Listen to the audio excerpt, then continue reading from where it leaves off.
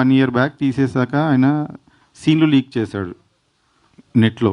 ఏ cinema సీన్లు ఏ director అయినా చేస్తాడు, అలా సీన్లు లీక్ చేస్తే ఛాంబర్కి వెళ్తే ఛాంబర్ ఆయన మీద పోలీస్ కంప్లైంట్ ఇవ్వమని ఇచ్చాం. ఫైల్ అయినాక ఈ రోజు కాగా చెప్పలేను మీకు, పోలీస్ కంప్లైంట్ ఫైల్ అయింది, కోర్టుకి ఆయన పంపించారని ఇప్పటిదాకా చెప్పలేదు. ఎందుకంటే అది సుధీర్ గారి లైఫ్కి ఎఫెక్ట్ అవుతుంది, ఒక మూవీకి ఎఫెక్ట్ అవుతుంది, ఇంతమంది కష్టాలు ఎఫెక్ట్ అవుతుంది నేను చెప్పలేదు.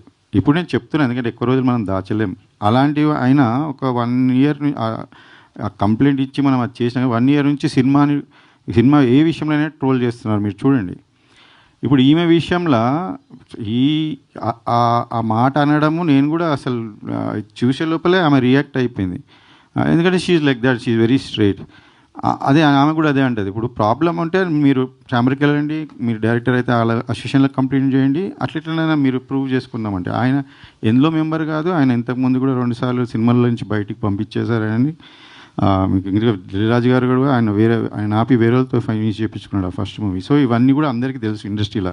నేను కొత్తగా చెప్పాల్సిన, అందుకని ఆయన గురించి మాట్లాడి వేస్ట్, కొత్తగా చెప్పాల్సి వేస్ట్. సో నేను రైట్ టైంకి నాకు చాలా సినిమా ఎఫెక్ట్ అవుతుంది, అందులో డబ్బులు పెడతానే ఉన్నాం, సినిమా ముందుకు జరగట్లేదు, డిలే అవుతుంది, చాలా విషయాలు ఉన్నాయి నేను చెప్పాలంటే. అందుకనే ఆపి సుధీర్ గారికి చెప్పి 2 సార్లు చెప్పాను ఆయనకి. ఆయన రిక్వెస్ట్ చేసినప్పుడు మళ్ళీ పెట్టుకున్నాను, మళ్ళీ బడ్జెట్ కూడా ఆయన రిక్వెస్ట్ చేసినందుకు ₹1 కోటి ఎక్కువ కూడా పెంచాను లాస్ట్కి. ఇలాంటివి నేను అన్నీ చేశాను.